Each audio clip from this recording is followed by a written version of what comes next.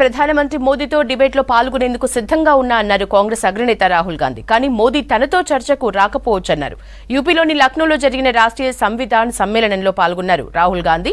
లోక్సభ ఎన్నికలపై ప్రధాని మోదీ, రాహుల్ గాంధీలు బహిరంగ చర్చకు రావాలని సుప్రీంకోర్టు మాజీ judge Madan Lokur, Delhi high court chief justice A P షాలు కోరారు.